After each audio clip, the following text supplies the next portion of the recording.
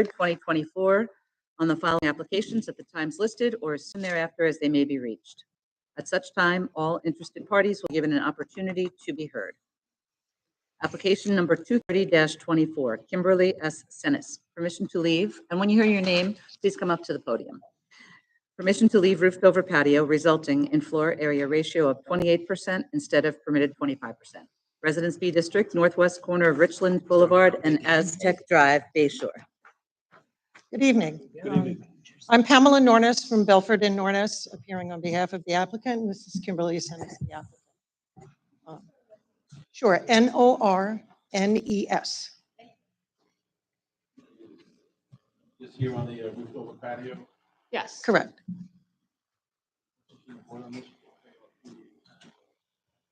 No. Anyone else that would like to be heard in this application? Second. All in favor? Thank you.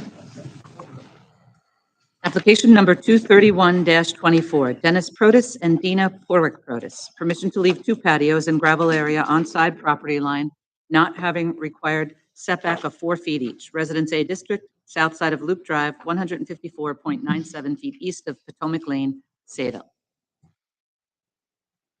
Hi, Francis Palumbo. I'm a contractor with the family. This is Dina. 3 Yonder Drive, Sayville, New York. Palumbo, P-A-L-U-M-B-O.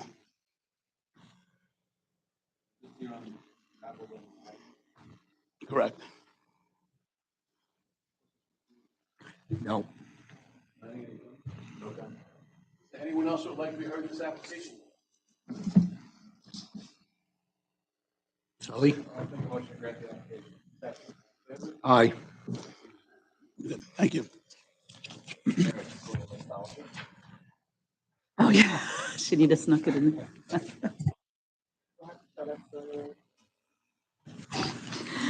Application number 232-24, John and Jamir Nunez. Permission to install pool leaving rear yard of 10 feet instead of required 14 feet, and to leave 6-foot fence having second front yard of 2.5 feet instead of required 10 feet.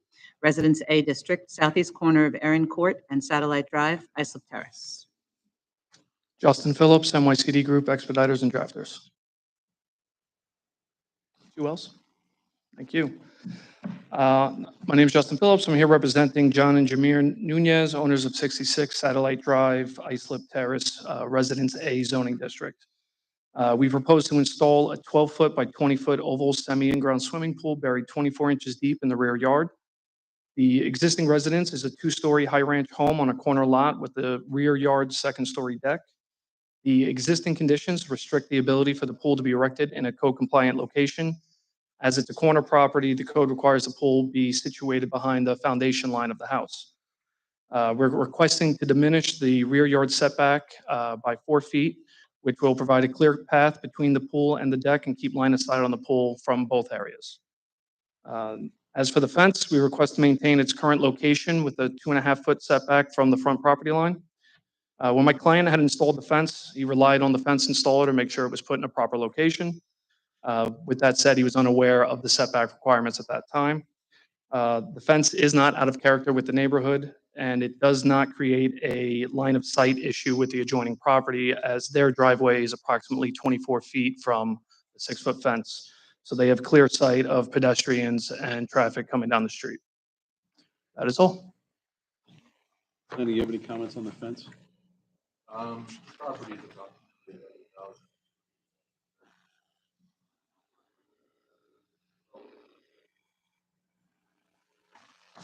Any questions from the board? Nope. Anyone else like to be heard in this application? Second. Thank you. Have a good evening. Application number 233-24, Carol Rosell and Dennis and Emma Nasowitz. Permission to use dwelling for 2-family, family use only pursuant to Islip Town Code, Section 68-419.1. Residence AA District, west side of Grassmere Avenue, 202.74 feet north of Ocean View Avenue, Oakdale. Good evening. Hi. Give us your name and address, please. Carol Rosell, R-O-W-S-E-L-L, 224 Grassmere Avenue, Oakdale, New York. Okay. And the house is you're gonna be in the house with Yes, correct. who? My daughter and her husband and granddaughter. All the paperwork seems in accordance to you. Any questions from the board on this? Nope. Planning, any? Anyone else who would like to be heard in this application? Okay, I'll take a motion then, please. All in favor? Aye. Eases granted. Thank you very much. Application number 234-24, Mario Contreras, permission to establish accessory apartment pursuant to Islip Town Code Section 68-602, Residence B District, east side of Applegate Drive, 365.02 feet west of Pine Top Drive, Central Islip. Good evening, Mr. Chairman, members of the board.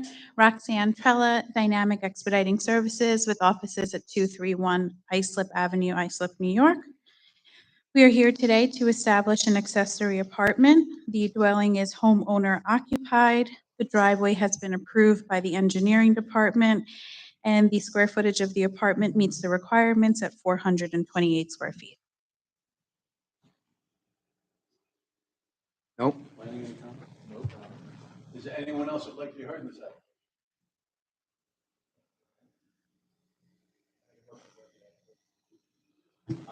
All in favor? Aye. Thank you. Have a good night. Only one case on?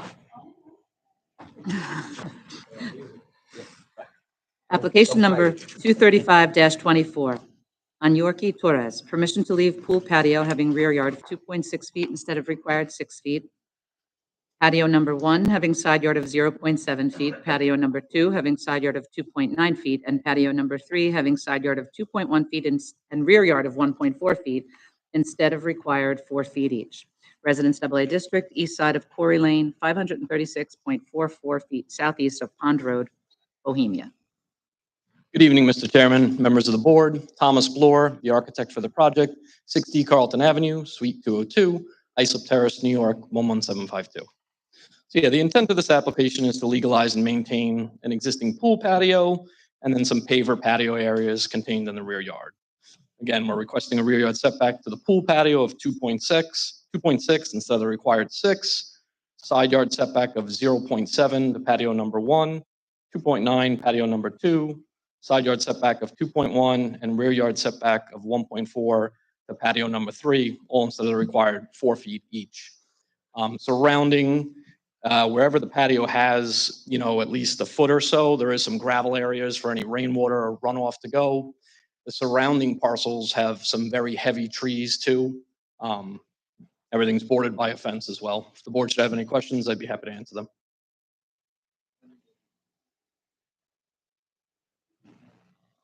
Nope. Anyone else would like to be heard in this application?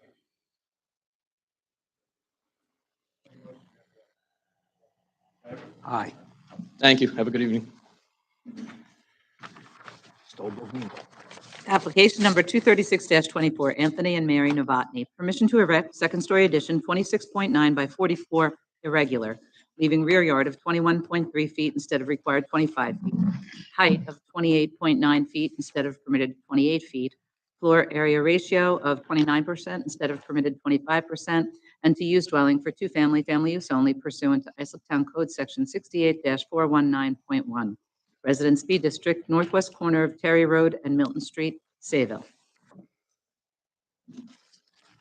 Good evening, distinguished board chairman. My name is Michael Degnan. You're part of the distinguished board. You are who you are. My name is Michael Degnan. I am a registered architect, principal at Long Island Architecture Studio, located 1943 Wantar Avenue, Wantar, New York. I'm representing our clients who are actually seated behind me. I have Mr. Novotny and Mary, who are owners of the house since 1995. Their son, Anthony, is here, and his wife, Jenna.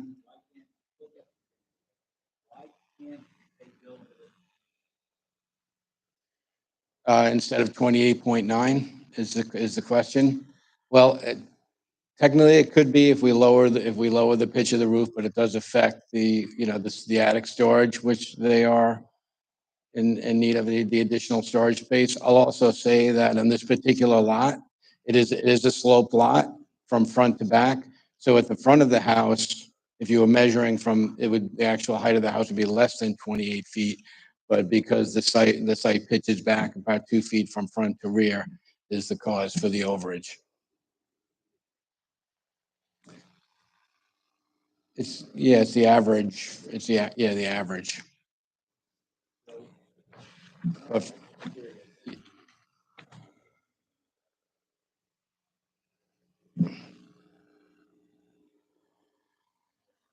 Well, the need is always for more storage today but also again, from the front street, from the main street, looking at the house, it's actually lower than the 28 feet required.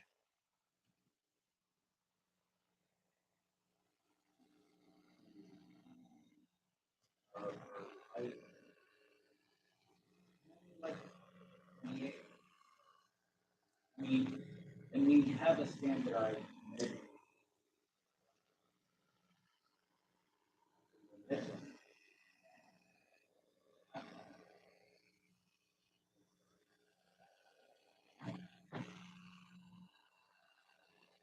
Everything else seems minimum, not whole. I understand. Understood.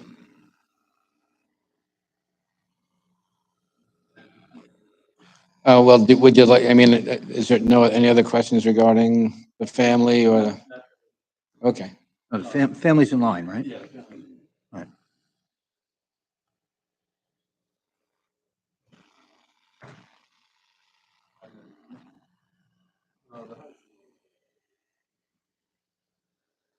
Understood. So we're gonna come, we'll come back with a revised set of drawings with a roof pitch that, Why don't we just, right? No, understood. Yeah, okay. But we have to revise the drawings so. you don't need. Oh, I don't us, need right? you. No, no. The only thing I was saying is, yeah, right, the only thing I was saying is if you have a measurement. Right, We do, I don't have a measurement. right, And say that there's a slope. right. You may want to look into that, but I don't know what it would yield. But in the case that we did that, we are, we did it. So, I mean, that would need to come back to you if we were to reevaluate and then come back to you on it. So it's either, No, because they'd be in compliance. They wouldn't have to come back anyway. You wouldn't have to come back. okay, okay. All right, very good, understood. Okay, thank you very much. Okay.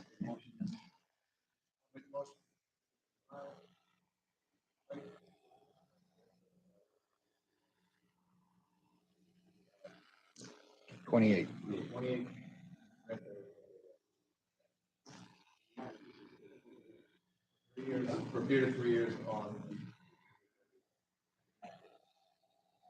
Aye. Thank you so much.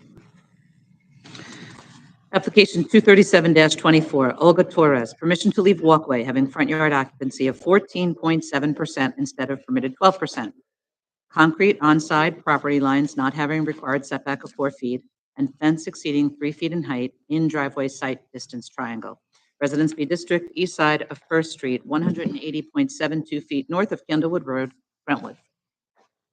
Good evening, Chairman and member of the board.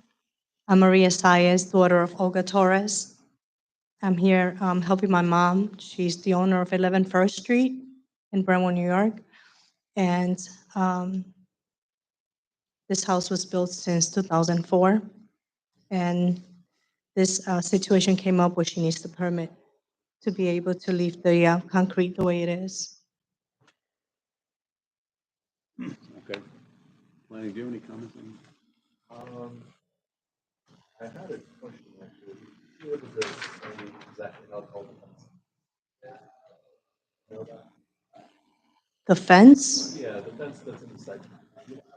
like 4 feet. Yeah, I mean,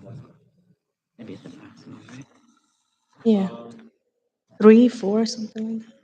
It just says exceeding 3 feet, so it wasn't really clear, but it looks like a. Yeah, I don't think it's very The front yard. No, that walkway's been there for.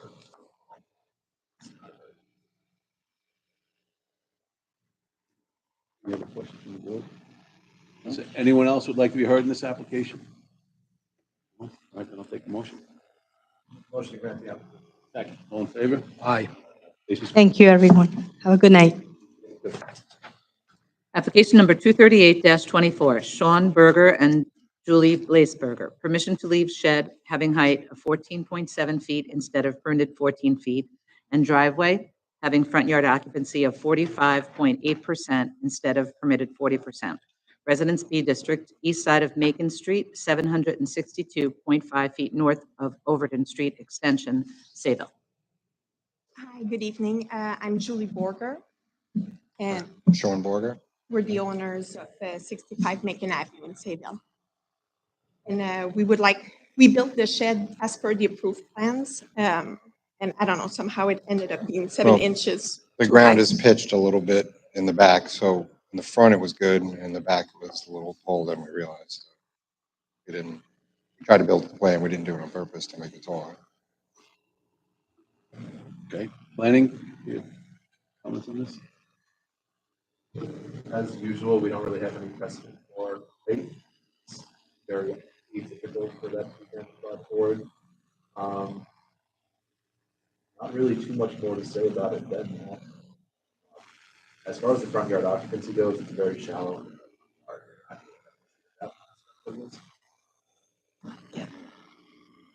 It's the new standard. Huh? We have a new standard, front yard. Yeah. No, we don't have any pictures of the shed. right? We don't have any- Oh, we sent pictures. Oh, you did? Oh, then we do. Post. Sorry. When I made the count 2 weeks ago.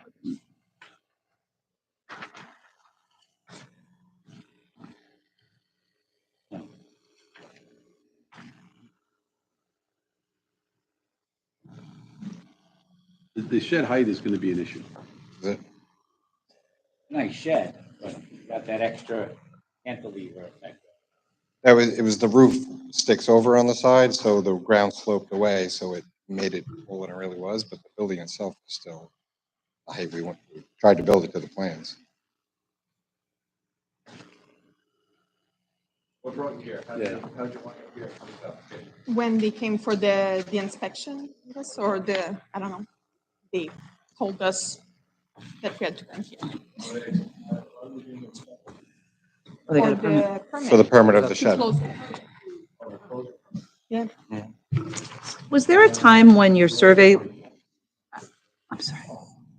I just have a question about your survey because the surveyor indicates a 14-foot height. Which is, we built per the approved plans. We got a Yeah. permit for this. It's good, the plans would have had to indicate it, but when the survey is done and the surveyor actually indicates it, then that tells us that that's what's out there.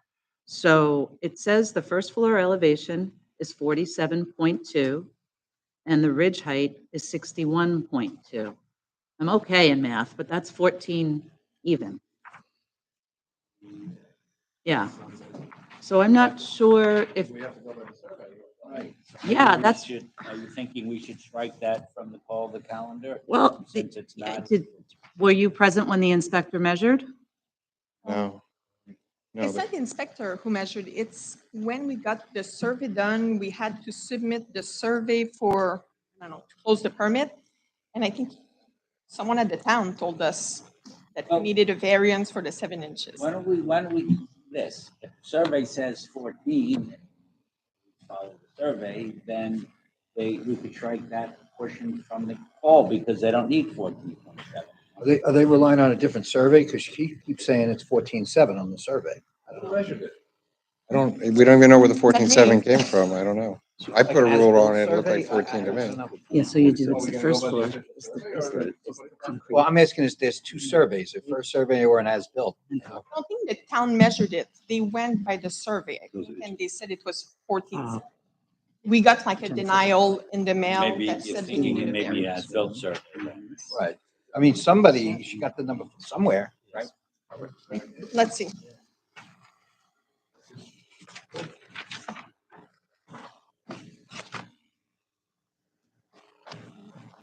You know what date the inspector came?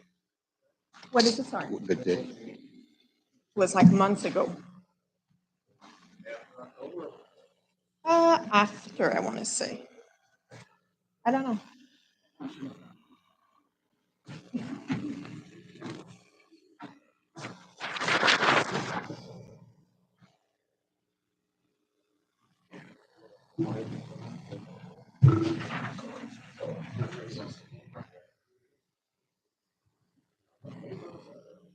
So maybe we should call it 14, call it a day, strike it from the request.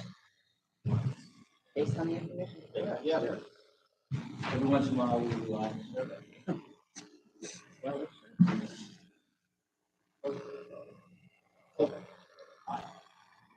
We tried to do what's right. We got the permit.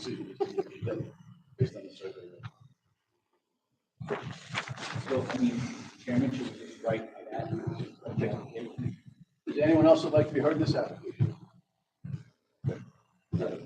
Chairman, I'll make a motion that stays survey.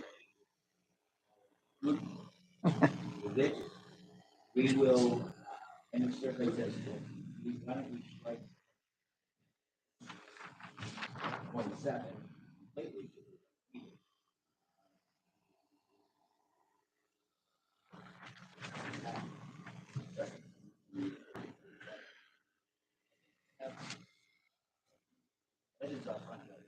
Yeah, I'm okay with the rest of it. Have we gone to 45? We've gone to 45.8. No.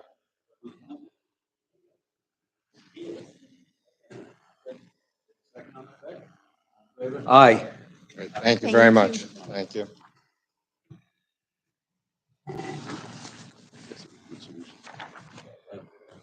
Application number 239-24, Amanda and Thomas Lowe Jr. Permission to erect second-story addition, leaving side yard of 6.8 feet instead of required 14 feet, total side yards of 25.9 feet instead of required 28 feet, and floor area ratio of 27% instead of permitted 25%.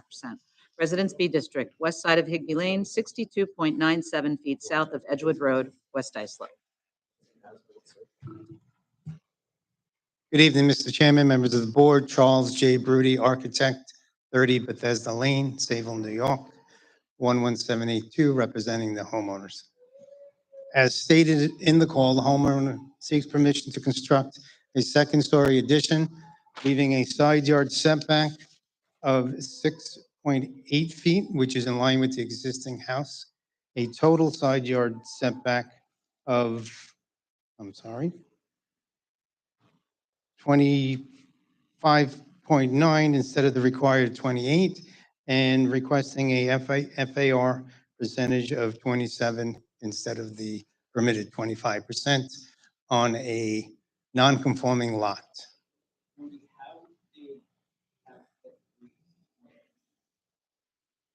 I do not know. The house was existing. It is CO'd. The front width property is not 75 feet, as is what's required in a B zone. My only question is, such a compromise side, I allow you to stay in line for it. There is presently an existing rear dormer on this house, which does not come to the outside wall of the back of the house. So we're removing everything and rebuilding all in line.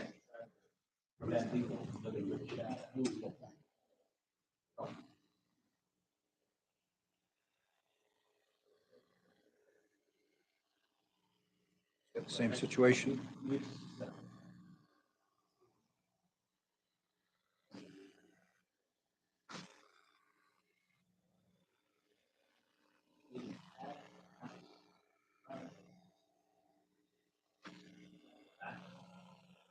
Take those two off.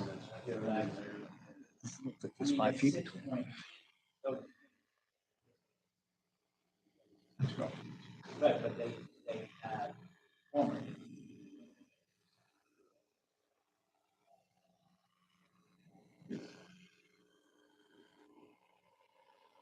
The other home's already 2 stories, right? Correct. A wall is facing wall. Yeah. Don't know.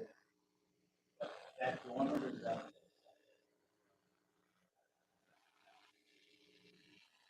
That's a full second floor. You know the distance. That house. That's compliant. I don't know that. I mean, their rear yard is pretty tight.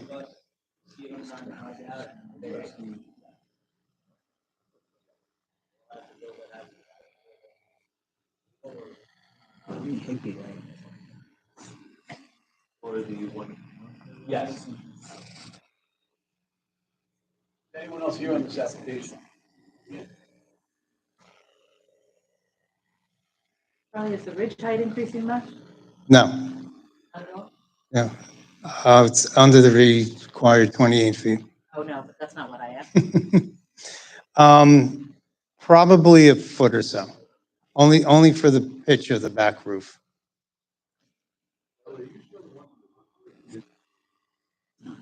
Said so, we have. I believe it is. Am I incorrect? I mean, I think this is the right, this is more than it. Well, that's not. That's not two-story. I apologize. How about the shadow on the? There's, Yeah, it's right across that, so. so you can see on the other picture, you can see That's what I meant by the ridge height. It's already, So yeah, that one's not story. The height on this one is Yeah. really increased. there is an existing gable wall on that side already. And you're going back with, Well, there is a dormer in the back, except it doesn't go to the full When you say extent of the wall. it's in the story, what we basing that Just memory. on? Memory of what? When I was there Your faulty memory. 6 months ago. Not. Obviously, it's not. The point I'm making is when we ask, we actually get. If Okay. you don't know, then say, I don't know. Right? I thought it was a two-story. I apologize.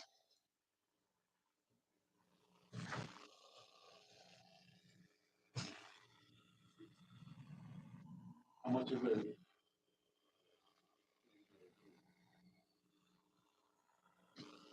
Well, the rear dormer is pretty much going to be the same, except we're going to raise it a little bit.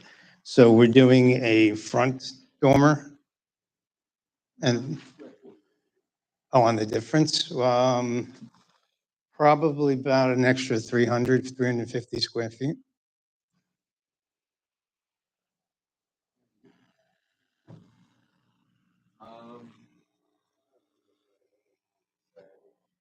Is in line with the existing. Those points as well as anything else.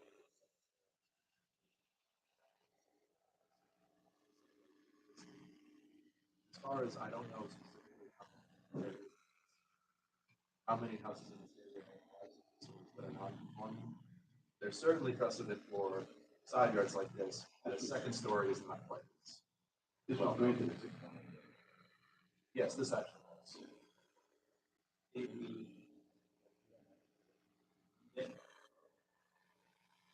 The dormer was in place at the time. So it's just a question of we request.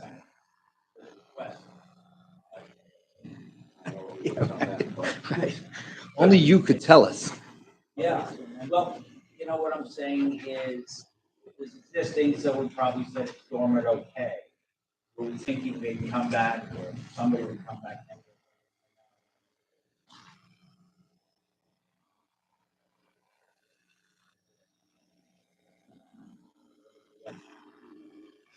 I think it's different. Oh. You're you're adding 350 square feet to the front. Pretty much to the front, yeah. The back's already existing, we're just getting pitch out of the roof. Okay. All right. Take a motion then?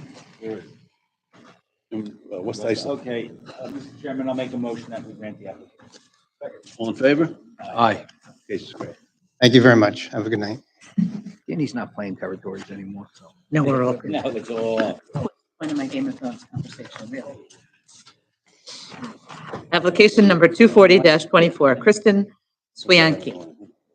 Permission to erect second-story addition, 27.66 by 34.5, and two-story addition, 5 by 15.2, leaving side yard of 13.2 feet instead of required 14 feet, height of 29.6 feet instead of permitted 28 feet, and to leave addition and roof over to detached garage, all having floor area ratio of 30.07% instead of permitted 25%, and to leave driveway on side property line not having required setback of 4 feet. Residence B District, east side of Willett Avenue, 430.56 feet south of Tariff Street, Sayville. Good evening, everybody. Eric Jacob, 21 Oak Street, Islip, New York. I'm here representing Ms. Swensky, who is actually here today. Yeah, so basically, she is the sole occupant of this property, and she's looking to do a second floor dormer. Looking at the numbers 1 through 7 here, I'm assuming the biggest issue is going to be with the height of the house. Yeah, I figured that'd be the biggest one. The only thing different I can say from the gentleman earlier, the reason that she wanted to go higher is there is actually a vacant house to the left that the town has on file that has a little bit of a rodent issue. That's why she wants to get more storage going up into the attic. If that's enough to grant it, so be it. If not, I understand. But that's for the height issue. Going backwards, if I may, the existing AC and the permits for the additions to the garage have since been filed for a compliance permit. They were filed about a week or two ago. I didn't mean to interrupt you, but I don't think that's causing us much cause for concern. How about the 30? Can you make it 30 even unless you want precedent? Are you talking about the FAR? Okay, strike that. Okay, so it's just a. Okay, so we just got to revise the drawings to make it 28. Sorry? We just have to revise the drawings to make it 28. Height. Height, correct. Okay. Something that can be accomplished. It is. Planning, any comments on this? No further. Okay, is there anyone else that would like to be heard in this? Okay. Anyone take place? I'll make a motion to deny. Okay. Second. All in favor? Aye. Application's modified. Thank you.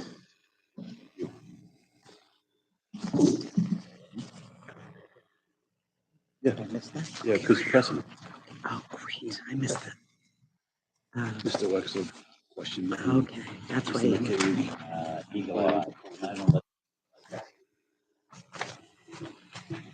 No.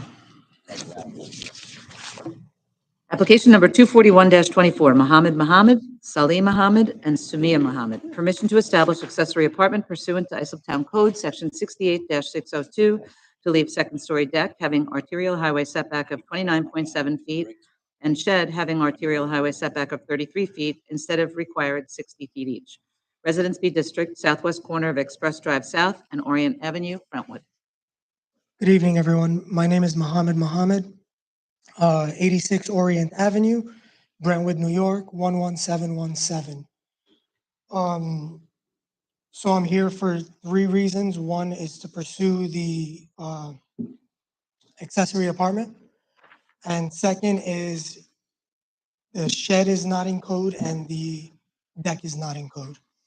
House was purchased with the shed and the deck. We were unaware that it was not in code prior to purchase. The deck and the shed are about 35 feet away from the highway. Usually that would be enough for most properties, but since this property is on the corner, it does, it's not within the proper range it's supposed to be. I believe the purpose of the deck needing to be so far away is to, for cars to see as they're driving by. Cars driving by eastbound on the highway on Expressway Drive, it does not disrupt view of any driver because they, as you can see, they pass by the deck first and then the house. And then cars driving westbound on the, actually, you can't even drive westbound. Never mind. Yeah. But it's not disrupting any views. The only reason why it's not in code is because it is a corner property and there is ample space between the shed deck and the highway.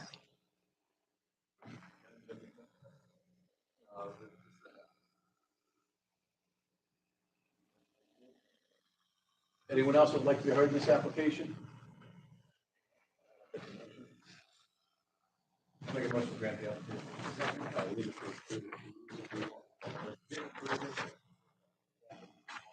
Aye.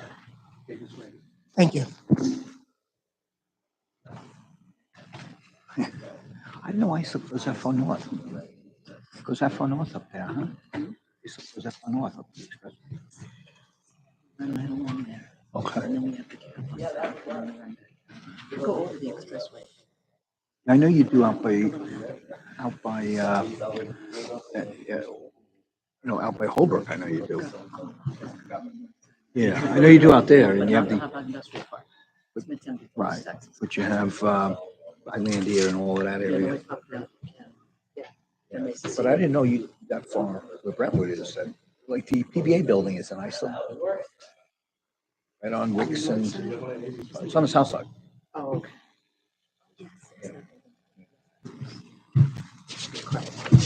Yeah, it's huge. Yes. Sign is big too. We granted the sign. Yeah, huge. Application number 242-24, James and Yennefer Rogers. Permission to establish accessory apartment pursuant to Islip Town Code Section 68-602. And to leave patio number 1 having side yards of 1.1 feet, patio number 2 on side property line, and patio number 3 having rear yard of 2.5 feet instead of required 4 feet each. Residence A District, west side of Champlain Avenue, 489.05 feet south of Hawthorne Avenue, East Islip. Hi, Larry Buscemi for Select Permits, PO Box 679, Mount Sinai, New York, for the applicants. Ladies and gentlemen, at this time, just this morning, I got a call from code enforcement, and they have some concerns about this application. So before we proceed with the hearing, I think it's in everybody's best interest that we deal with that first. So therefore, we're asking for an adjournment. Is there anyone else that would like to be heard in this application?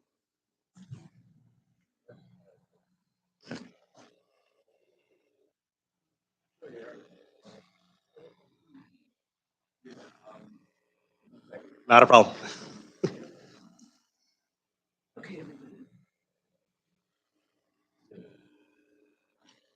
You in opposition or?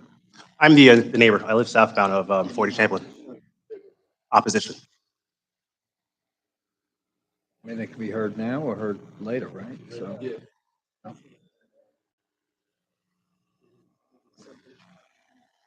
Oh, okay. Well, that's what we're talking about.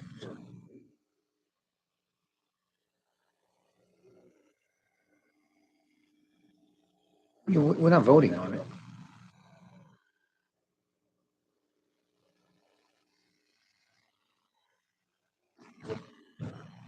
Are you all concerned about precedent?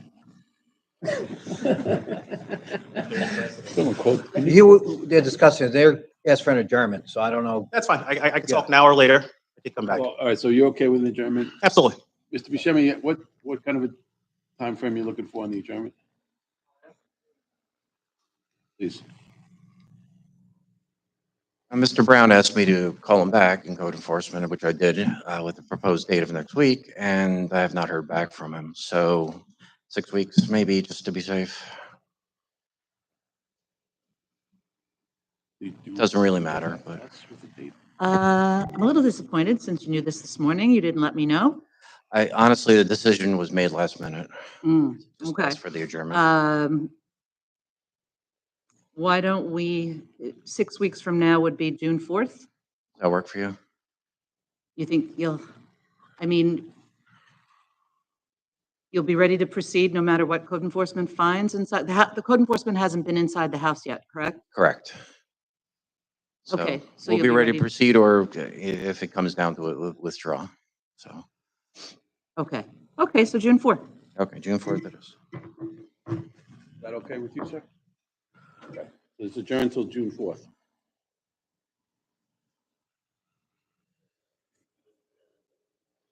Yes. Okay. Oh, I'm sorry.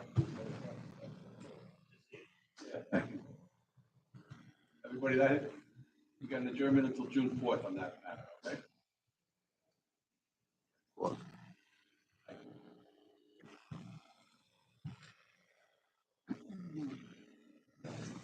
Application number 243-24, Matthew Puzio and Daria Blisco. Permission to install floating dock having length of 32 feet instead of permitted 20 feet, resulting in aggregate dock length of 60 feet instead of permitted 50 feet.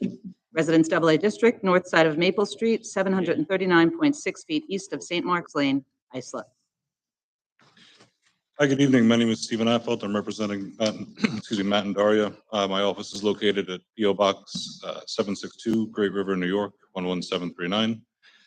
My clients would like to replace their existing dock, and the current zoning code established in 2007 means we're over by 12 feet for the length, and an overall total dock length of 10 feet. We're replacing it not completely in kind. The DEC has asked us to do half of a floating dock and half of a standard pile dock. Do you want me to wait until it comes down outside, or? Sure.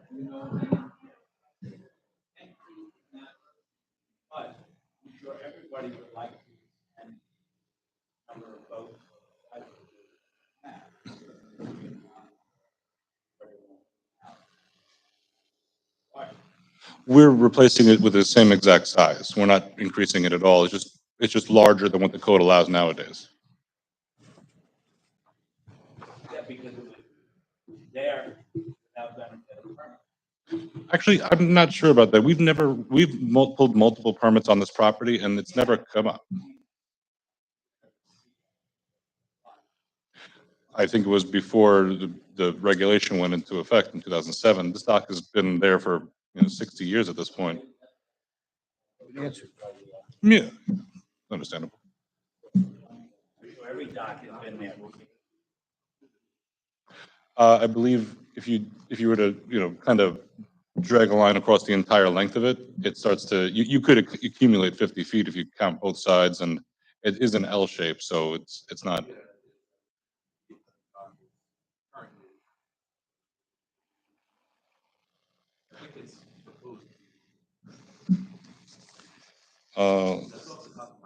Yeah, I've got the existing the proposed drawings here, and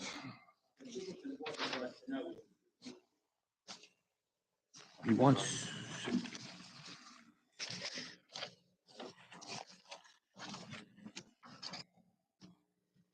okay.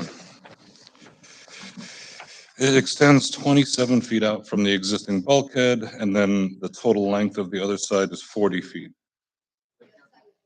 40 feet.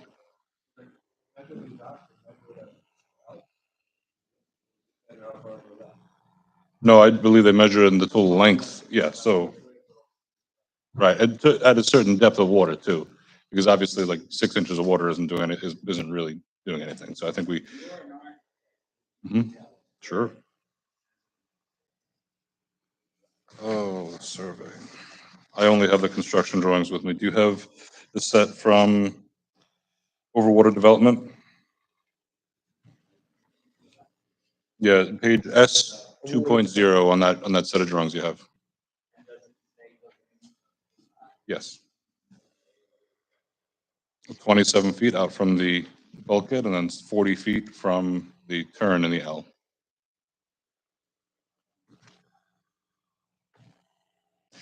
Total length is 67 feet, but I think they start picking up after the first piling is being considered dock, usable dock space. Otherwise, it would be too shallow.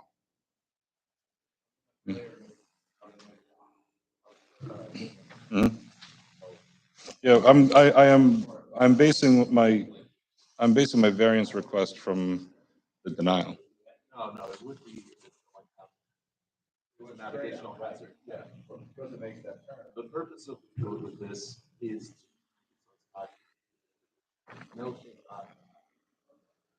Honestly, regardless of what it was before, I don't have. Okay, move on from that. Thank you. There you go.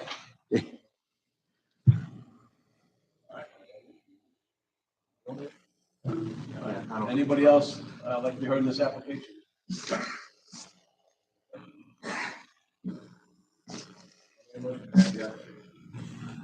All in favor? Aye. Learned something tonight. Thank you all. Have a great night.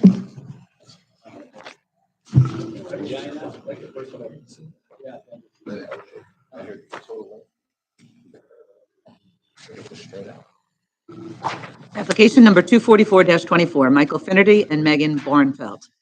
Permission to leave shed having rear yard of 1.6 feet instead of required 2 feet, driveway on side property line not having required setback of 4 feet, and 6-foot fence on property line not having required setback of 10 feet, and obscuring driveway site triangle. Residence B District, southeast corner of St. Mark's Lane and Woodside Avenue, Islip. Good evening, Mr. Chairman, members of the board. I'm Michael Finnerty, 21 St. Mark's Lane, homeowner. Yeah, Mr. Finnerty, I think our concern with you is the fence height. Yes, the fence we put in, it's 6 foot, and I know with the corner lot, it's a little bit different rules, which I actually looked up when we were installing it. What I was unaware of was where the actual property line was. I did bring supplemental photographs if you'd like to see. Having 4 kids myself on bicycles, safety is a big concern of mine. So I can show you that, cars can visibly see past it, but also myself pulling out the driveway, I can see visibly before my car enters the street. But what concerns us really is more just height. Don't allow. Square footage of the entire property is? I know it's a third of an acre, 0.33. I don't have the exact square footage. I might have it digging through these pile of papers, but I don't want to waste your time with that. Yes, please. Just these? Yes, thank you. I don't think that the issue that you're thinking of, the second front yard fence running along the second front property line, is the issue that we're looking at here. I think the issue that we're looking here is the fence where it meets Woodside Ave at a perpendicular point, and how that creates a site obstruction in the site distance triangle created by the driveway and its intersection with Woodside. But what about? Are you talking about? Specifically, yeah, I mean. Yeah. A lot of these come up, That's a lot of, how big is that? It's a lot of right away. No, I That's know what he's it's saying. right away. He's saying if he stops his car, there, he can see. It's supposed to be 16. We have a problem clear. with this height of the 6 foot. Okay. This current. Move it back. On the site, distance triangle actually. Would it be at that final panel at 4 feet, or would you want it 4 feet? How far back? The whole, anything that's 6 foot has. The entire, Yeah, we don't allow 6 foot. It was 13,000. No. with the code, it said, Along No, no, Woodside? no, no. Oh, that's not along true. Woodside, That's not yes. true. No. okay, so the span of Woodside would have to be reduced. And for the This doesn't setback. go to the intersection. What would the setback be required? Only in history. The setback in this case is. Yeah, So 10 feet from the, Property line is supposed to be it's the 4 feet. driveway side. The area next to the driveway that's in the site distance triangle.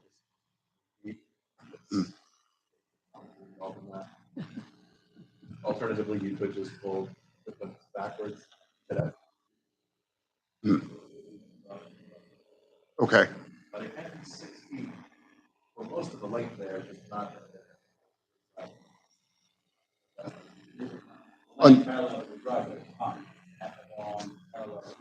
Understood. Okay. Yes. Yep, 10 feet from the property line back, reduced to 4 feet. Yeah, whatever is in it, I don't know the specifics.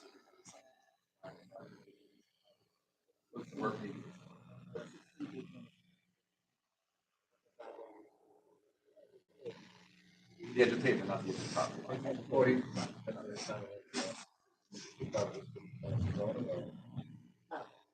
It's a little more complicated.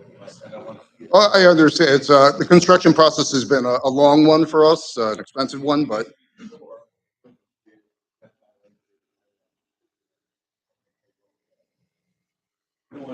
yep, agreed. Yep.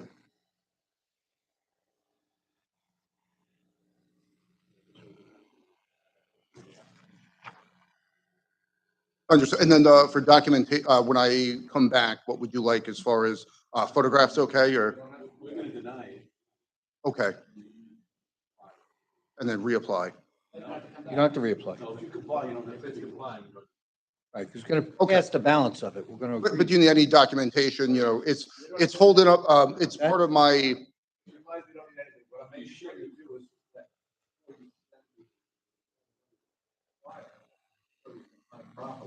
Understood. Okay. The variance permit is part of my C of A for my mini split air conditioning unit, which is part of me closing out my building permits. So I just want to make sure I have everything documented correctly for them.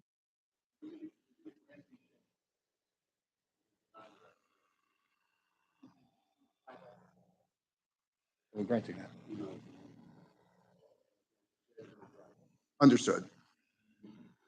Okay. Okay. Do I go to the, I'll go to the variance department and. Understood. Yep, sounds good. Thank you.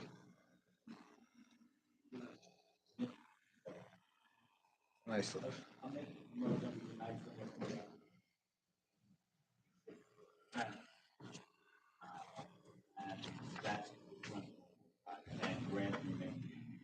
Second. All right. Thank you very much. Have a good night.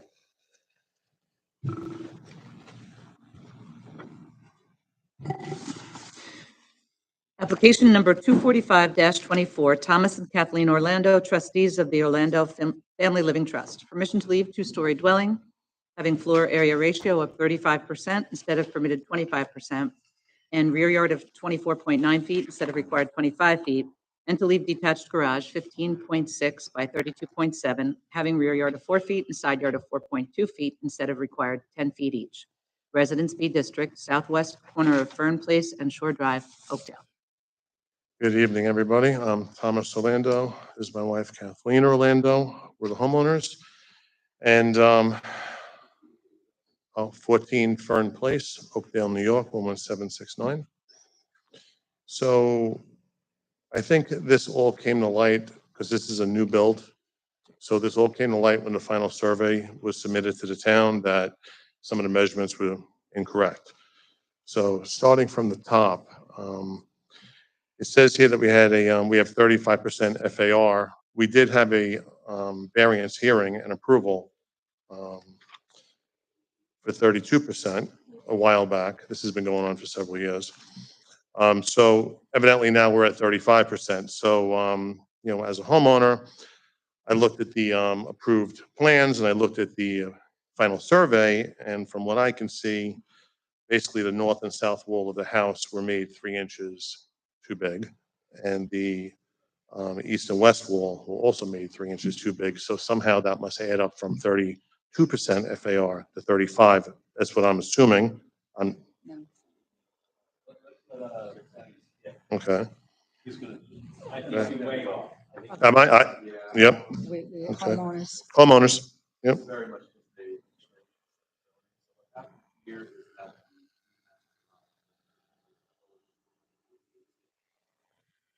as the survey ended up being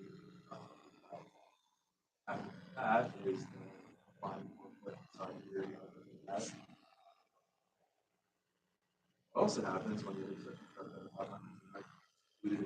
a now garage not all people Oh, okay. So evidently the garage, because the measurements that I noticed on the garage was basically the garage was built 2 inches wider and 12 inches deeper. So how the contractor missed that is beyond me. And this didn't come to light until the final survey was, sent into the town. And the project, literally the finish line is right there. We are a heartbeat away from being done. Yeah, unfortunately, everybody's been paid. So, and the guy who did the foundation, he was paid 2 years ago and he's long gone. No, my general contractor, who I'm a little disappointed in, did not hold back anything. So here I am, the homeowner, left with, okay, now I'm dealing with all this and everybody has gone ghost. So here I am. You get this often where you have either a scrupulous or negligent contract.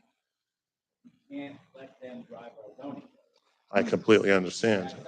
I mean, if I was aware of this, obviously much sooner, we could have dealt with it. But now we have a fully constructed 99.9% finished home here, and we're trying to get a C of O. The house came out beautiful. The neighbors all love it. Everybody's happy except the town of Islip. So, yeah, well, Let them drive. Let them drive our zoning. Then next, and again, it's not you, the next month, oh, my contractor built it at 37. And 39, where does it end? well, I don't think there was anything deceptively done here. I think it was just incompetence, Right. I don't care whether it was done purposely, negligently. Right. We have to look at what's Mhm. right. Our grant is 32. And that contractor for our zoning code, where does it end? No, I understand. I mean, we did go through, Oh, it's not a finished house, only the step. well, it's finished,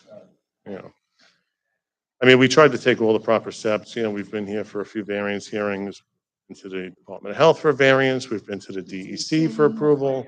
This has been quite a long road. And like I said, we're literally at the finish line and we just want to cross it and be done. What's the next step? You gotta make the garage smaller. Yeah, they got a nice garage. How do we do that? We're not contracted. We gave 30. Right. That's the reason, probably that's, but. Yeah. Sure. Sure. I understand that. Mhm. So we granted it. Now bigger. That's not on us. I get it, it's not on you. Right. But Well, your house. sure. I'm left to deal with it. So here I am. I mean, I would ask the board for, a little bit of mercy and say, hey, listen, this project is, well, I'm back for a little bit more if you wouldn't mind, I mean, I Right, understand, that's not the but case. It's out of compliance. to chop off, a foot of that garage, hypothetically, if it's a foot, is gonna just cost us such a tremendous amount of money at this point that we just don't even have anymore, Yeah, well. Well, it takes money to. It sue makes it, somebody. yeah, that's a whole other issue too. I mean, so here we are, we have a garage that's evidently a foot too deep. And, Yeah, I wouldn't like either. yeah, We don't like it. You feel your pain. But then we have to grant the next person 35. You can't say no. They're gonna say my contractor approved. And then what do we say to the person who comes in at 36? right. It never ends, and we end up like. I mean, there's, If we say yes to you, we have to take it. Yeah. well, there's no neighbors that surround me that are here tonight to even complain about the way anything turned out. They're all very happy with the way everything worked out. And quite honestly, I Yeah. don't think that our next door neighbor is going to want to deal with any more construction because Right. we just put her through 2 years. I mean, she's right there. We wanted the garage up. You told us to push it back. She doesn't want it back and now she's upset because we pushed it back. but we'll do whatever we have to do to be in compliance, but I really just wish that This is just going to everybody be, would have complied and we weren't Yeah. here to do this. this is just going to be a tremendous expense on our part. It already and- costs and a just, fortune.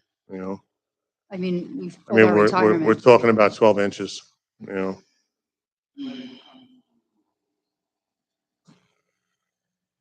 It's very good situation.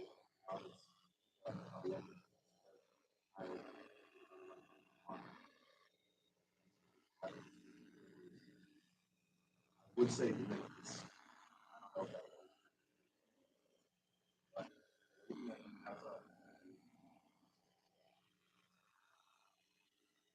As far as setting precedent, that would 5%. There is no precedent for that. 30%.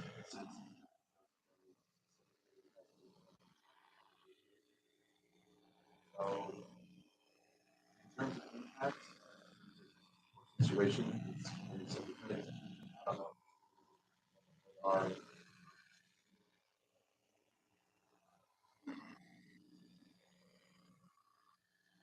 What I'm understanding is that we went to 35% because the garage went 10 square feet over by mistake, and that changes the FIR for the whole property. I mean, state was 30 feet over. I understand. Now I understand, you know.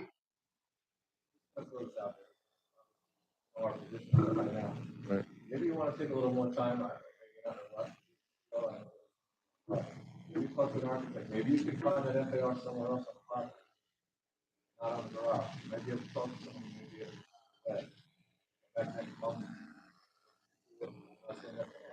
Right. I mean, I appreciate that, and I guess if you deny me, I'll have no choice but to do that. It's just, we're so busted out from this house, I can't even begin to tell you. I know you've heard it a million times, but we're done, you know? I'm just trying to cross the finish line here. We're talking about 12 inches, you know? You know, Anyone else would like to be heard in this application?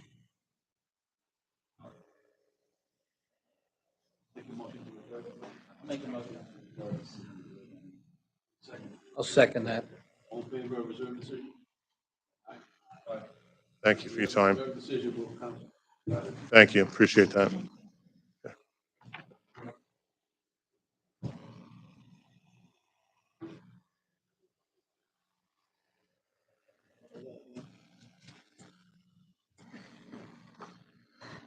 Application number 246-24, Robert and Carrie Cook. Permission to erect second-story addition, leaving rear yard of 14.3 feet instead of required 25 feet, and floor area ratio of 32.3% instead of permitted 25%.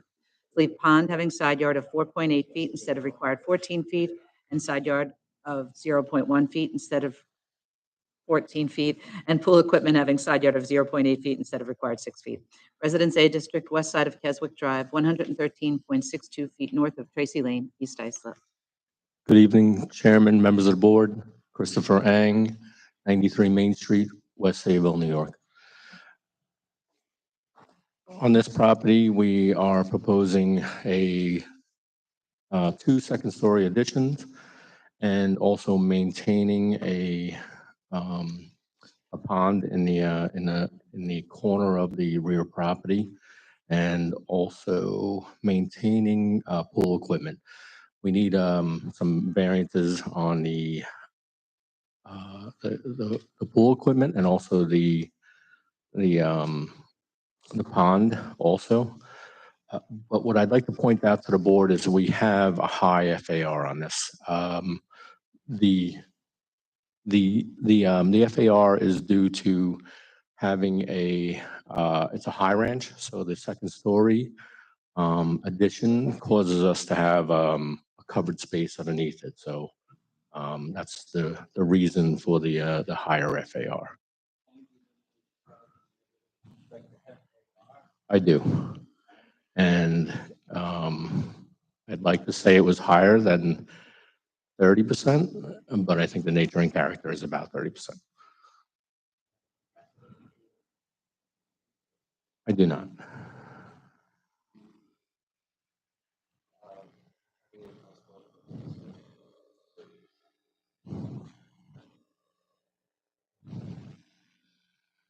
Work at 30?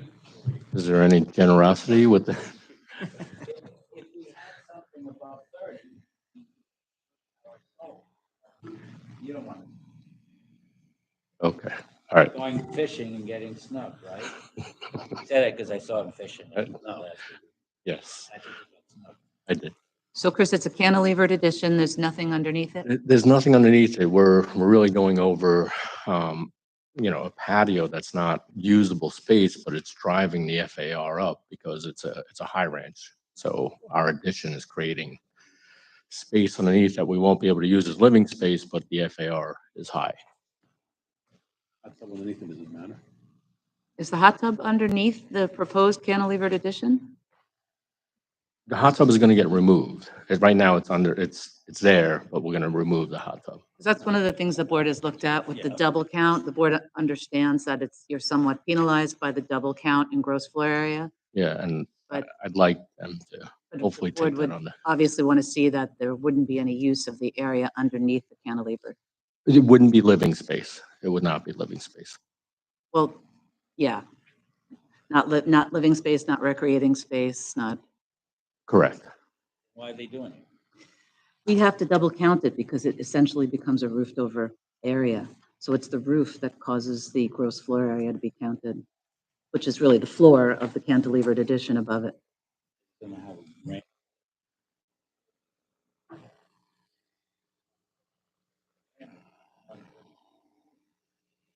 Anything above 30% would be helpful in the design.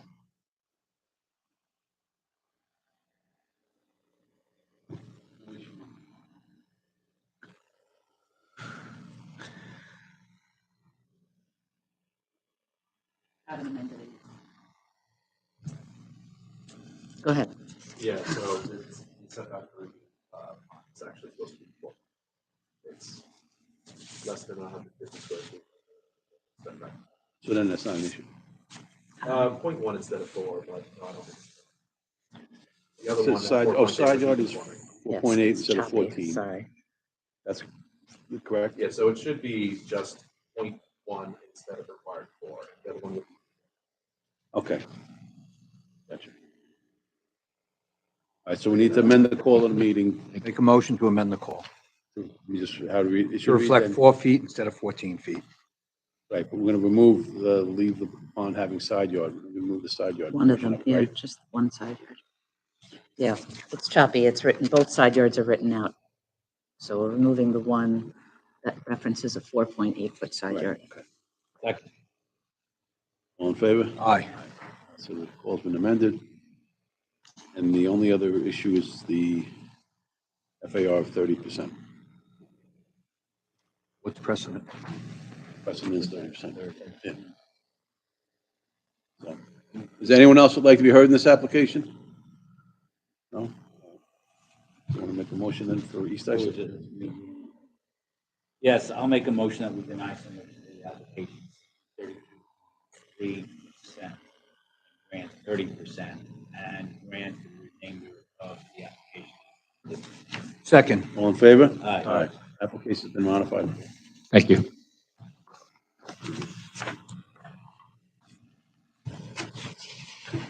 Application number 247-24, Peter Wolf, permission to erect roofed over porch and entry platform leaving front yard of 23.5 feet instead of permitted 30 feet, and to leave dwelling having first floor elevation of 11.5 feet instead of permitted 9 feet. Residence A District, east side of West Bay Drive, 181.66 feet north of Bay 9th Street, West Islip. This house has been before the board and was granted some variances before we built. The house is under construction, and when we did the survey, we realized that the house, the first floor, is going to be higher than what was granted by the board, and also the front yard setback was taken from the steps and not the house, so that's why we're closer to the front property line than we should be on that one. What was the height you were previously granted?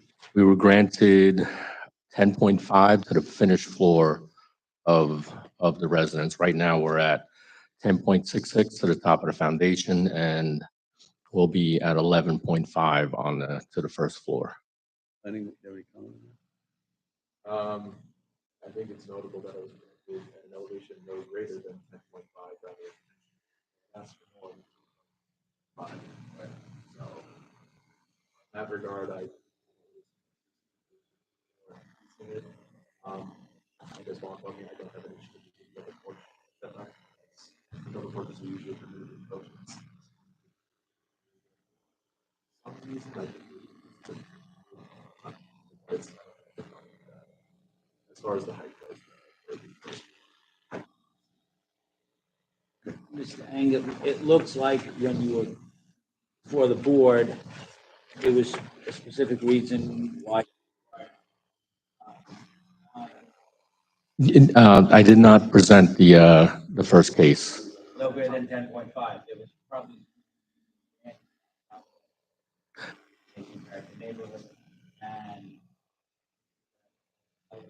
I didn't present that one.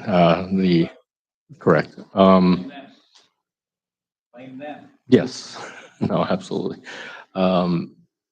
I don't know where the change was made. Well, not even the change. The errors were made. The errors were made in the field. So the errors were the height and also the front yard setback. No, it's built. It's up to it's weather tight, right now.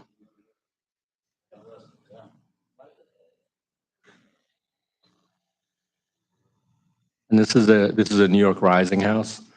So not that it matters to the board, but we don't if we don't get it done by a certain time, it gets taken back to by New York Rising.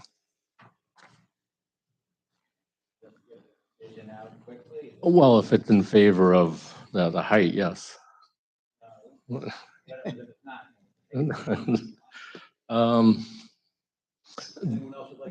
this one, if I'd like to adjourn it, this way I can look for precedents if I can.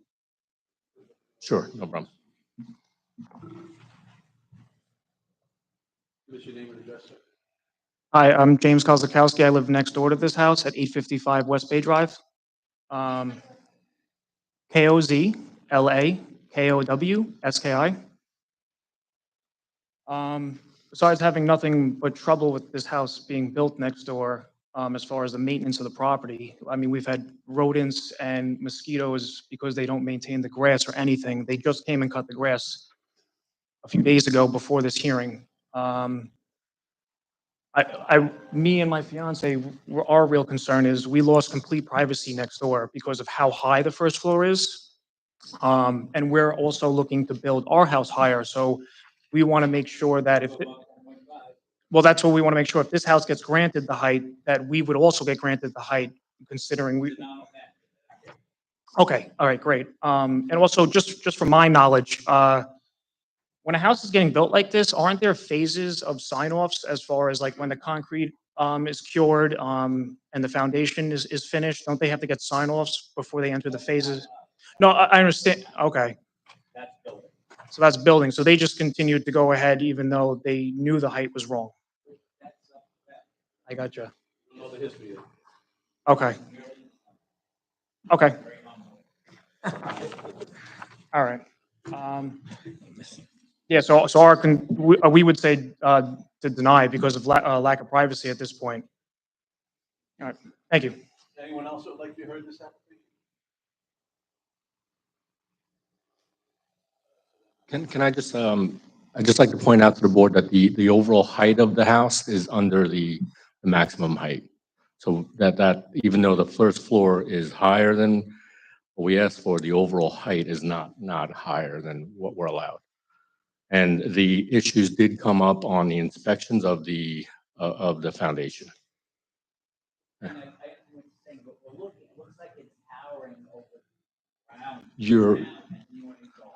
We're not going to be over the maximum height, though.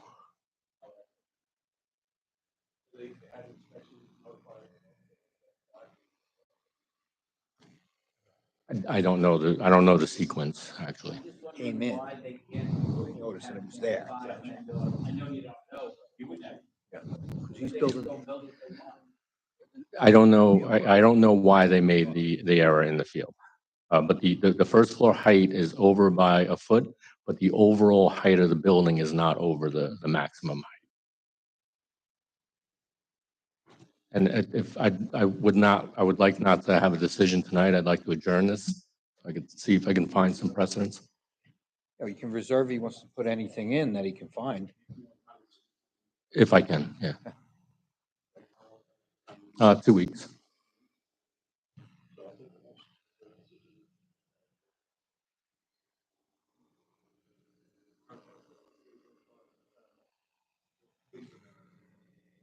Yes.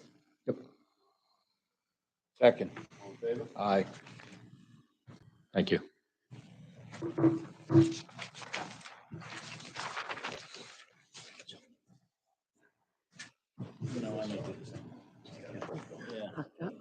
You're gonna go too? Yeah. You want to take a 5-minute break? Yeah, we'll take a Yeah. 3-minute break. Thanks, fellas. Is that okay, everyone? Is this in honor of Napoleon? Just going to take a quick 3-minute break. Get up, run in, run out. Run out. Because the range is fine. Yeah. They just torture. The range is fine. Why are we breaking now? Why are we breaking now? When that costs? Huh? I don't know. But once they both leave, we got. They holding each other? Huh?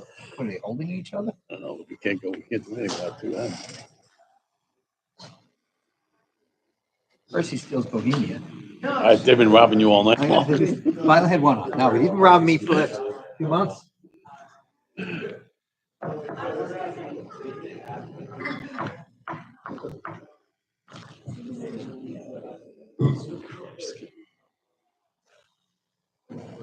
How is he gonna get precedent to go above 10.5? I don't know. He barely got 10.5. I didn't get your email. What? I didn't get your email. Did you? Really?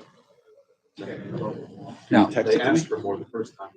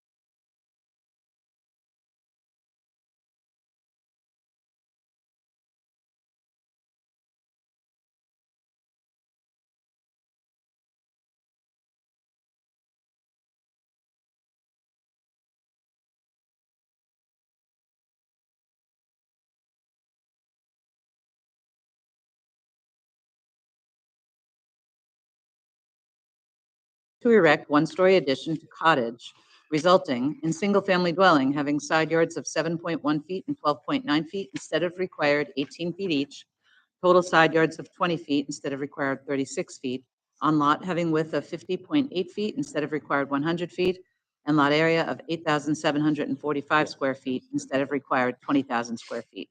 Residence AA District, south side of Express Drive South, 558.49 feet west of Fulton Street, Brentwood. Good evening, ladies and gentlemen of the board. My name is Angel Aponte, Aponte, residing at 1330 Washington Avenue, Bay Shore, New York, 11706. Here as the agent for Brentwood Realty Holding. Angel, before we start, is this addition existing already? Should we amend the call? It is existing, ma'am. Okay. So permission to leave instead of permission to erect? I saw that it was written like that. Unfortunately, I should have But probably it should be permission to leave. permission to leave. We're going to change the call on that. I need a motion to amend the call. Motion to amend the call. Second, all in favor? Before you go any further, Mr. Punty, how did, The 7.1 side is existing. The unfortunate addition to this, to the structure. Yeah, that's on a CO from, I think, 32 or 34. 35.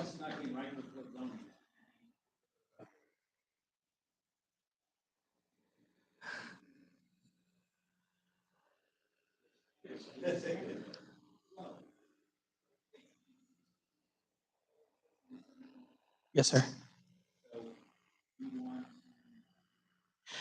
I want to maintain the unfortunate addition to if you're looking at it from the front of the house, it's the left side, or I don't know how you're looking at the survey. It's already existing, so, I'm sorry? No, the addition's already shown on this. This is a stop work order.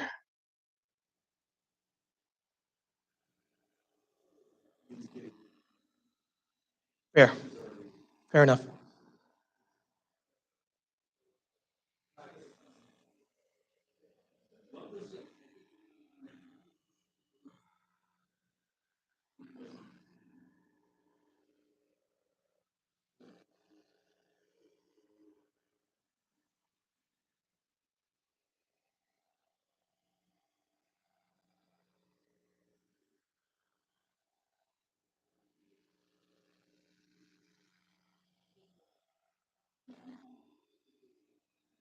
I think that image helps a little bit. There you go.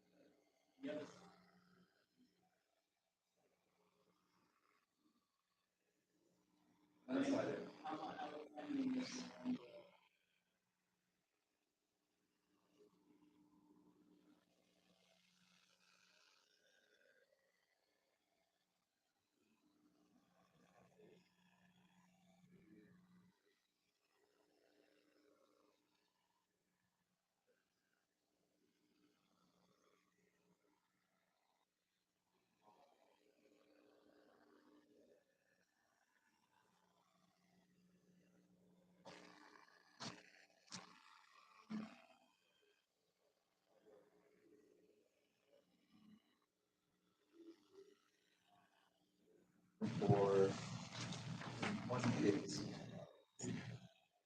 property, very similar size lot, very similar side yards to what they're asking. but what do we do with the fact that when you change this?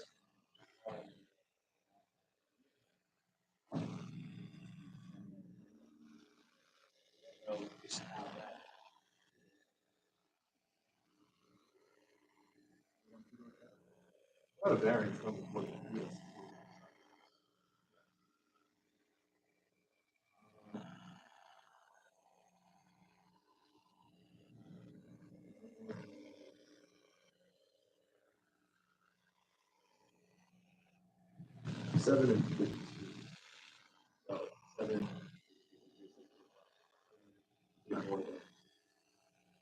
These lots are tiny. Very, double ways long. It's very difficult to ever. Is there anyone else here that'd like to be heard in this application?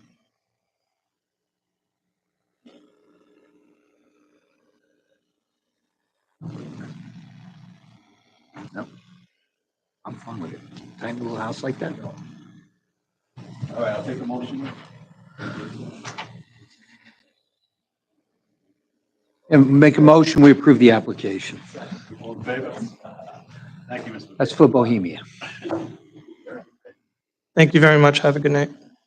as amended. No, you didn't earn it. Because I have to stay after class. You always help me with the amendments. Application number 249-24, Julian Herrera and Heather Scanlon Herrera. Permission to leave 6-foot fence having front yard of 1.2 feet instead of required 15 feet. Residence A District, northwest corner of Udall Road and Garrick Avenue, West Islip. Hi, Christina Bravin, Morano Expediting, 2938 Hempstead Turnpike, Levittown. Okay, so we're requesting permission to maintain a 6-foot fence having a front yard of 1.2 feet instead of the required 15 feet. So this house, for more than 50 years, there was no sidewalk and there were about 6-foot, 7-foot hedges. I'm going to submit a picture of what it looked like up until June of last year. Thank you. In June, the town came to improve the road with sidewalks.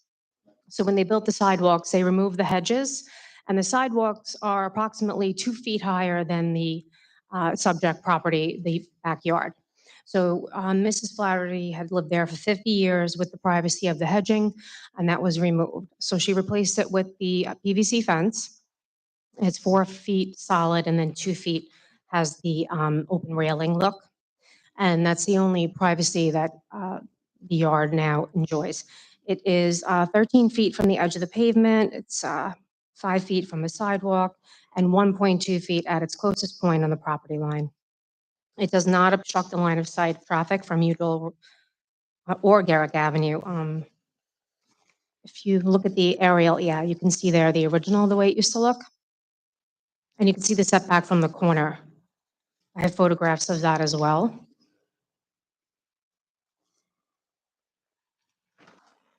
Sorry. Do you have any comments on that? Yeah, so this is being brought up as a primary front yard. Why do we want to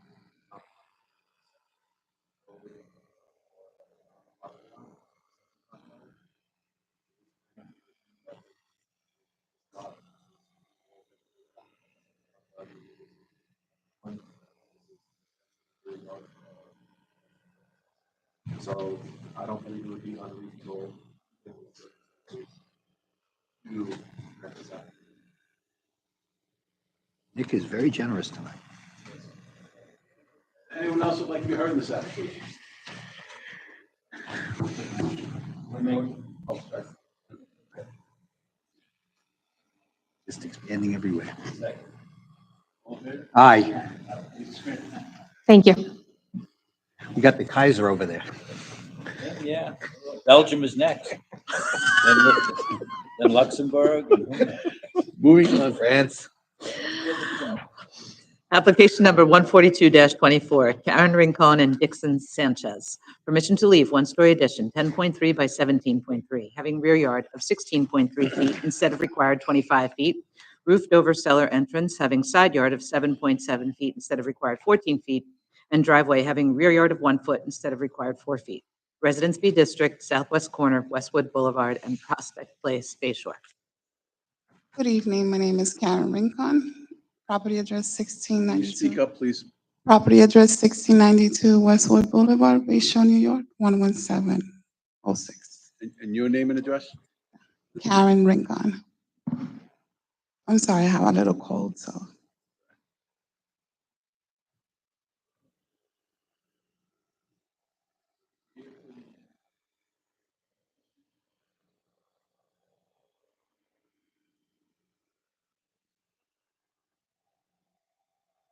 Yes.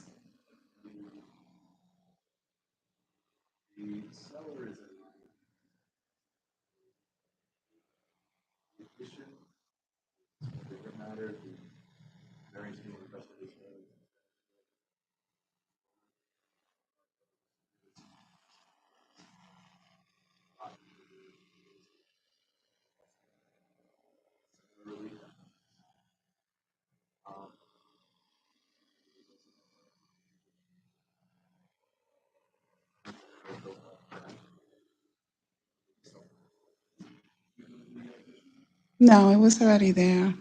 I mean, my brother-in-law was the one living there, so he did it. Yeah.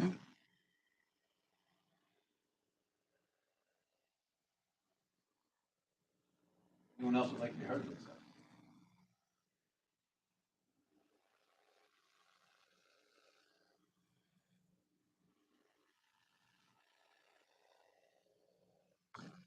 Seems that way.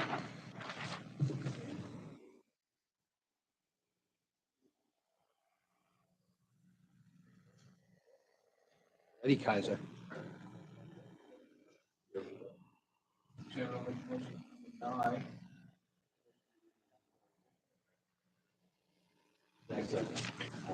Aye. Okay. Thank you.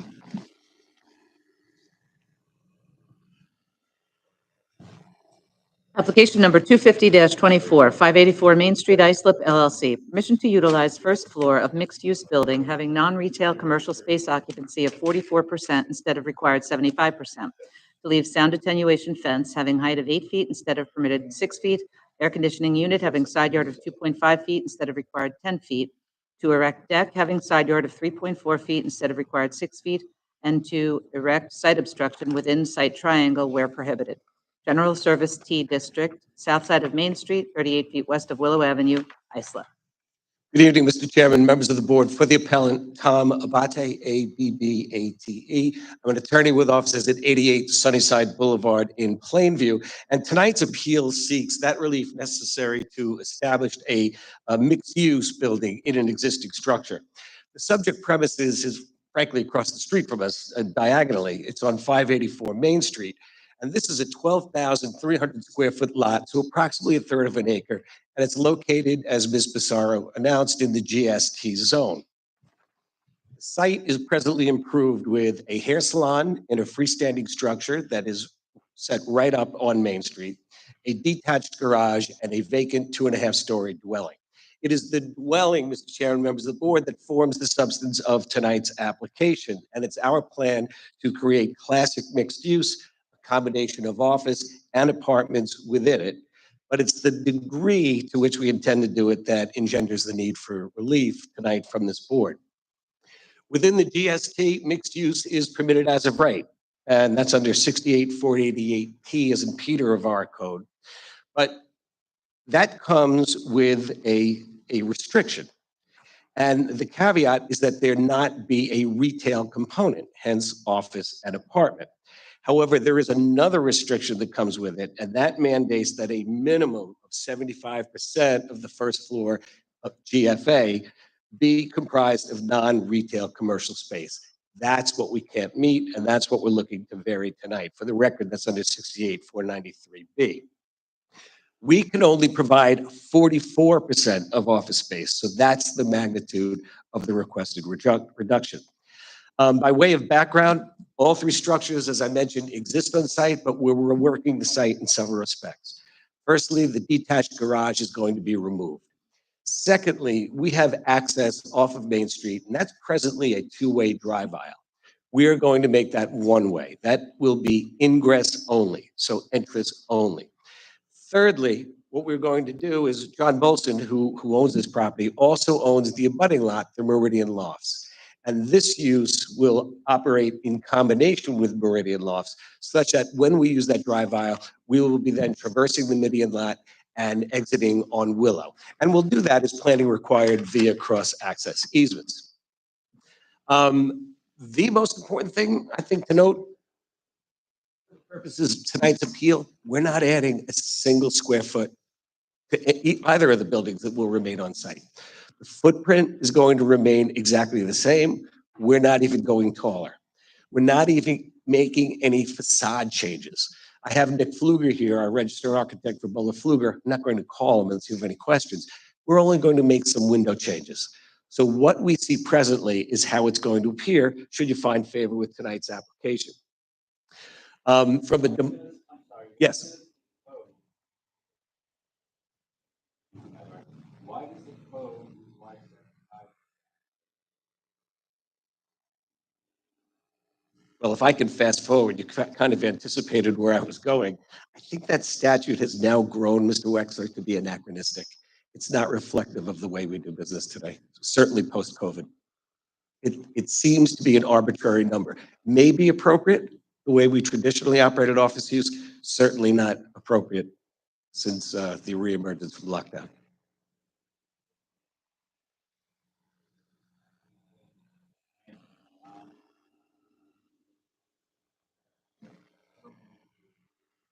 Relatively new code amendment. Yeah, so the whole point of requiring some activity on the first floor other than residential is to maintain the vitality of the downtown area, not to have it be residential all the way from first floor to the top. And I can echo what Ms. Pizarro just said to you. That is why, and I was about to address how we're demising it, we will have 2 offices on the first floor, and they will be on the first floor in the front of the building. So this will present as classic mixed use. The way we have it demised, it'll be 886 total square feet of office on the first floor in the front of the building. Then behind it on the first floor, we will have 2 one-bedroom apartments, accessible front or rear, both ADA accessible. Then we'll have 2 one-bedroom apartments on the second floor and 1 two-bedroom apartment on the third floor. Does that 44%, that is it anachronistic? Terminology. And does that augur against what the code seeks, what the town seeks to attain? I think the attempt to address it by having it in the front, therefore the vitality in the front and on the street and in the downtown is worthy of note. Yeah, so Mr. Bolson bought the property in March of 2019. It was vacant. He immediately tried to lease it for uses permitted as of right in the GST, primarily offices, virtually no takers. So now a year goes by and nobody is interested in the site. What happens a year later, March 2020? Lockdown. So the property has remained vacant. And what we were alluding to earlier in our colloquy, we have now changed the way we transact business. Retail perhaps has remained the same. Who's the we? Who's the we? Using a pronoun. Who's the we? People in business, people who are engaged in office uses. Yeah, the community, society.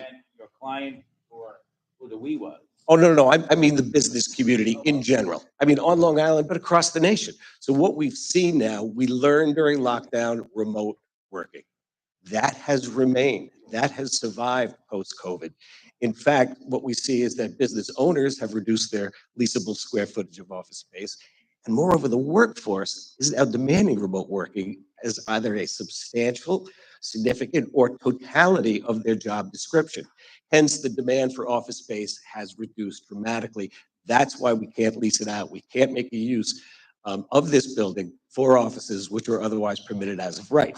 Notably, the apartments are also permitted as of right. It's just the extent to which we're permitted to have them is the only reason why we're here.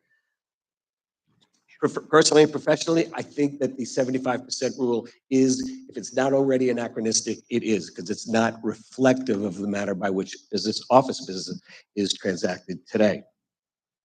By having the apartments, and it's only 5 apartments, by the way, there's actually a benefit that's derived to the community itself. When we put bodies in the street, if you will, when we have people living in the downtown, it benefits our shops and eateries, which are all still struggling to emerge from COVID.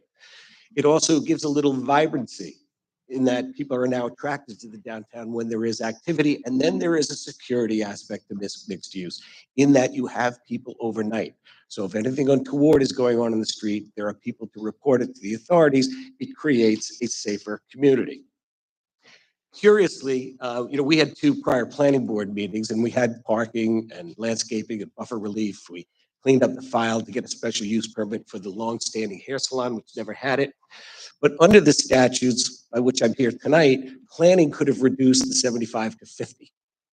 They had that power. It's specifically recited in our code. We're just 6% beyond that, which is what it mandates the relief tonight. Yes. I read that and I was wondering why they didn't. Well, we originally thought in our calculations that we were at 50 or above, and then reexamination by planning put us at 44%. So while they were ready, willing, and able, I candidly said to them at the hearing, you can't do it. You don't have jurisdiction. So the code says that for existing buildings, it may be as low as 50% pursuant to the direction of the planning. Right. And I think by having that written in our ordinance, it gives you an idea of the magnitude to which you're permitted to issue relief. 75 is written in the code, but if planning can go down to 50, it shows or evinces an intent on part of the town board that somewhere around 50 is a decent number, is an acceptable number. And again, we're just 6% below it.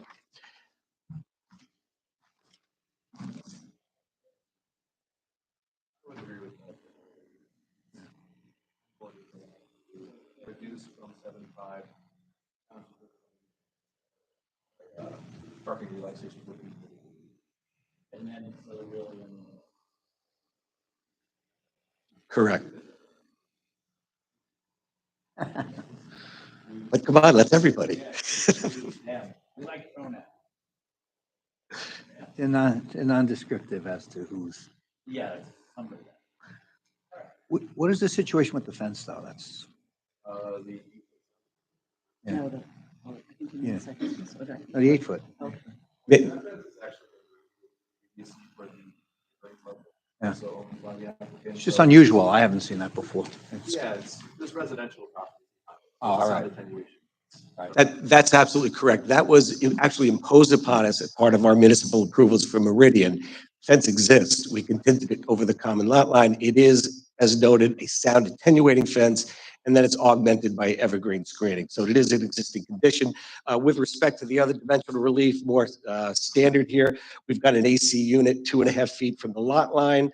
That is adjacent to the hair salon building, not the dwelling that we're talking about. But moreover, the lot line referenced in our public notice is the common lot line between this parcel and the Meridian building, which is noted both owned by Mr.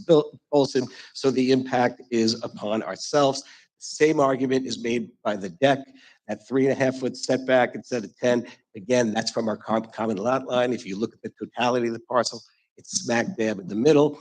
Most importantly, I feel I need to adjust, but then again, it's the last thing of the item, the piers.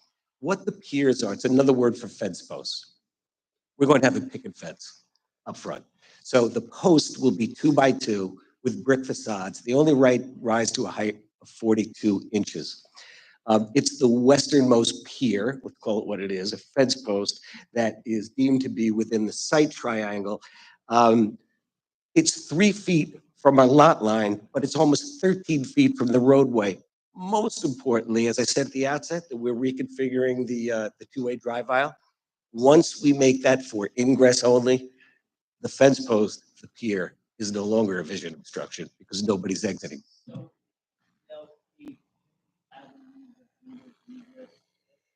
then on the east side of Behind the Meridian lofts, rather. Yeah, the one on this property is solely, what you see on the screen, you see the two arrows, that will be one way in. So the post, if you will be roughly where the existing fence post is of the, I'm sorry? Oh, it was our suggestion at the outset because it makes the site function that much better. And we're removing a conflict point from the state highway.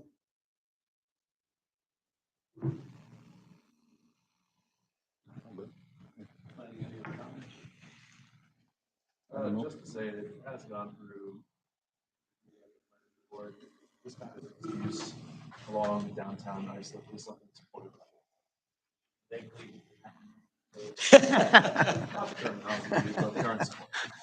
Is there anyone else who'd like to be heard in this application? I'll make make a motion. Second. All in favor? Thank you very much. Good night.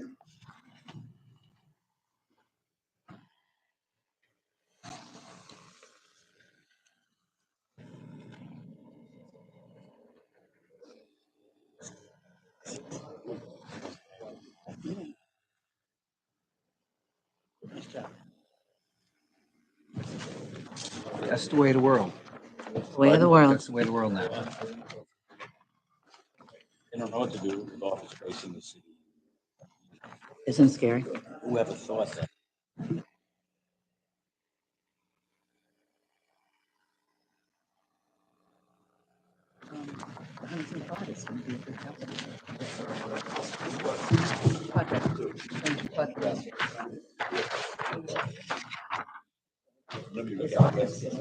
Yeah. Application number 251-24, Stephen Orajema.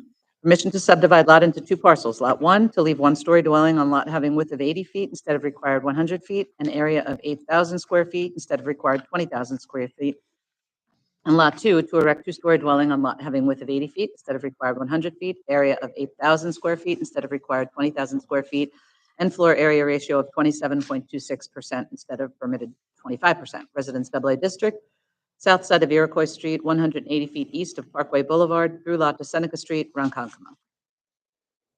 Good evening, Mr. Chairman, honorable members of the zoning board and staff. My name is David J. Moran, here to represent the applicant, Stephen Orajema, in anticipation of this proposed development.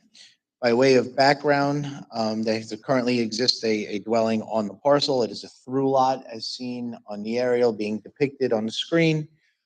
The plan is to draw a line down the middle, basically, and he plans on downsizing his current home, building a home for himself to retire in, something a little smaller than he currently resides in, something easier to maintain, and he has family living in the house that's presently there. Going into the application. But you do.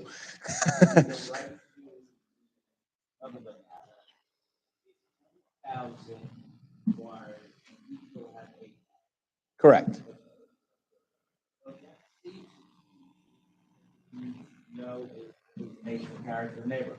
I mean, if you look at the aerial, there, I believe it's surrounded by 8,000 square foot lots.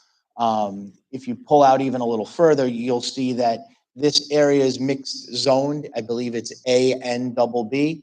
So if you're traversing in and out of the neighborhood, what you'll see is that hodgepodge of sized lots, including the immediate lots surrounding it at that same 8,000 or even possibly less thousand square feet. Whether or not those exist as a grant of this board, I would suspect not, because I didn't find any. But that doesn't change what exists on the ground and the nature character of the area, as the Honorable Vice Chair has pointed out. Would it be live again? So we make the right decision. Would it be live? No, maybe.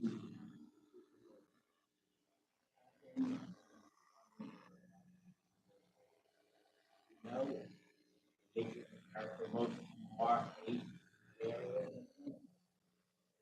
One or two. Kind of guessing, right? I don't want to guess. That's my problem. I understand if the boards, if that is what this board's requiring, then obviously I would take an adjournment to facilitate that request. If there's no other issues with the application, I'm also interested in hearing planning perspective. What do you say? Or not. Or not.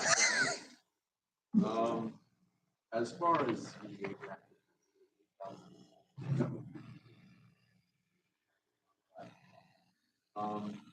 is it to say there isn't 8,000 square foot lots? What it leaves if you-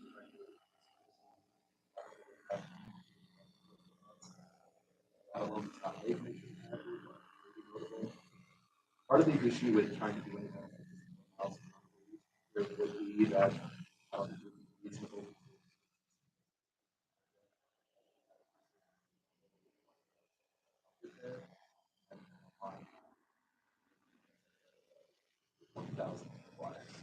Any kind of radius now, large area. That in mind, I don't know specifically how many lots are 8,000. The area is definitely majority substandard, 8,000. We have an idea of what the Approximately 12, Not counting the vacant lots, right? not counting. As far as board grants, there were several at 12. There was one at 10, so it's in that general. Eight would be- also if there are vacant lots. And also notable.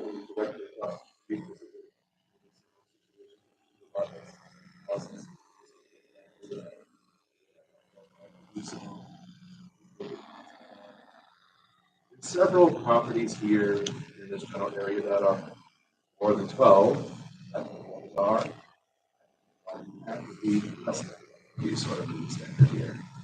Standard at 16.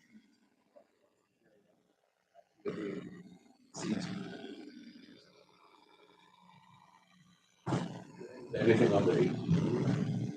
Up and on. Would, Moran, I don't know how that rest of it, would you like an environment?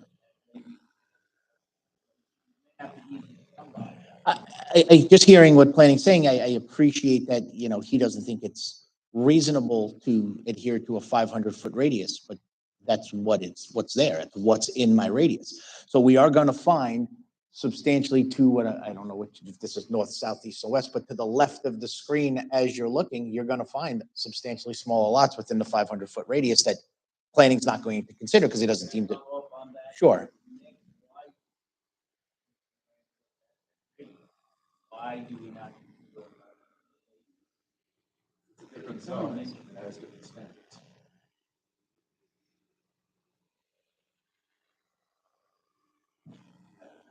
So, there's this one, right next. All residential. Zoning. Yeah. There's a different zoning section.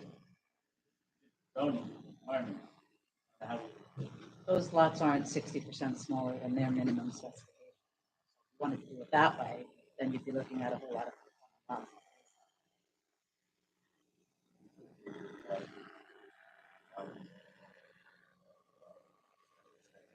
Because you can say, hey, my residence A is right. We could also agree that it's a product of an upzone.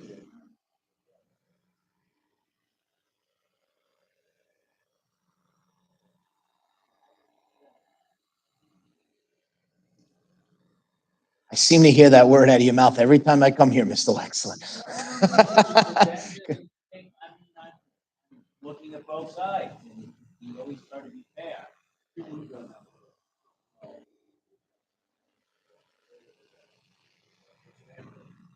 But where does it start and stop? You use that philosophy. If you have a problem on this property, but if we took it to this, the, over time, they are going to develop into more of a Because in residence every B house- zoning. And it's going to expand outward. Every house on the, you would see, saying is, I think that every house on the perimeter, and you just keep expanding out. So we can make the same argument, and then that's But- zone, it's not 7,500. This is not a novel. Further than 500 feet from the residence B. I told him, but if you're in Paris, you can do one down the street. You do it that way versus the. Yeah. And again, it's not a novel situation where there's mixed zoned properties, but usually there's a definitive line, or a factor, a highway. The north side of the expressway and as opposed to the south side of the expressway, they're miles apart, but they're 500 feet from each other. There's no distinguishing features here except in, I don't want to say arbitrary, but a line drawn by government to decide in an upzone what's AA and what's not. As you drive down the street, it does count, but then shorten your radius and you won't have that problem. Give me a 200-foot radius, which is more apt to the nature and character of what the house you're going to build on. I also, Mr. Wexler, you know me, I also see both sides of the coin. and all laws are just arbitrary words written by government. I don't think I'm making that stretch, but if there's anyone else that has an issue, could we hear from them so I could, Does anyone else like to be heard in this application? thank you.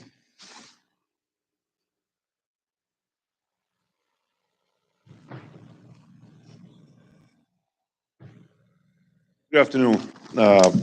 Right next door neighbor, Paul Krawick, 276 Iroquois. So the Krawiec.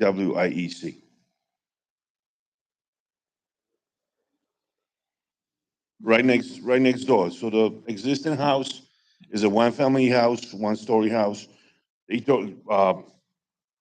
gentleman talking about this, the second house on the smaller lot being two-story house. I don't really understand the meaning of that. Because if the one-family house is at the bigger lot and this two-story house supposed to be on the smaller lot, it doesn't really make sense. Proposal has lots of the same size. Even the same size. One lot, small, the existing house is a one-family house, and that's So you're not down with that? not really, no. Can you tell us about who lives in the house? Yes, when the people bought the house, there was supposed to be a married couple with two kids. Now there's like at least 7 people living in a one-family house. So it's kind of crowded there.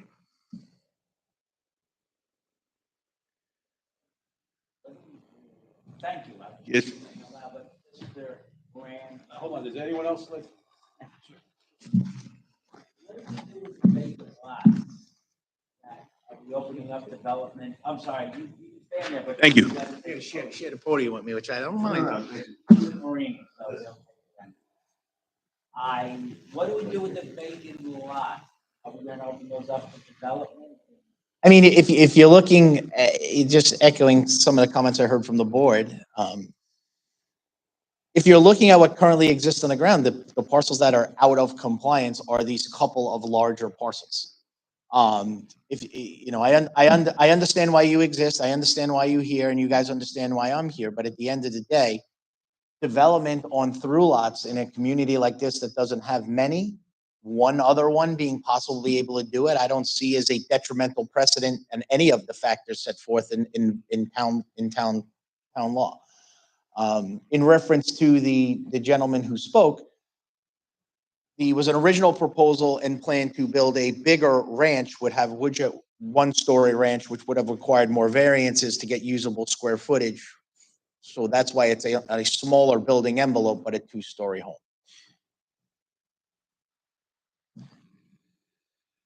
And with that, I'll yield to the board.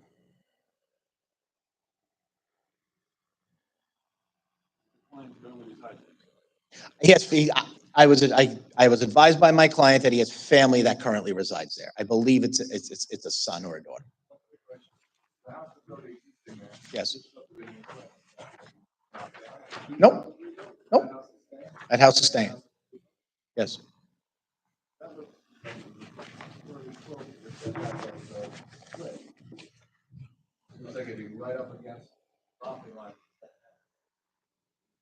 That's the house. Yeah, what's that? Okay. And hopefully I'll be able to tell you in a second.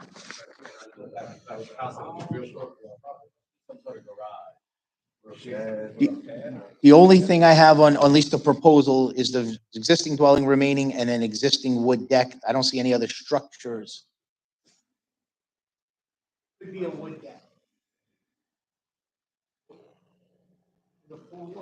Wow. Okay, I was looking at that as a house. The house is put further up. Yes, sir.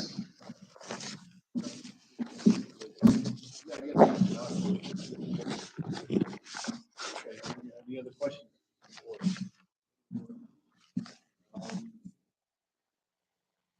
I guess, yeah, to the point that would be, I don't think it would be reasonable to consider in regards to setting the zoning standards for something that was double A.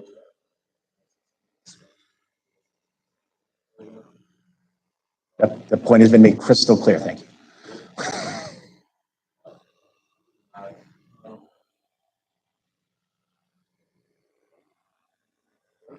Make a motion to reserve. Thank you for your time, everybody. Best to your father.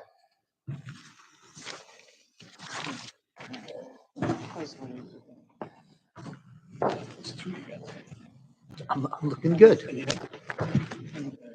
And I wrapped it up. That's it.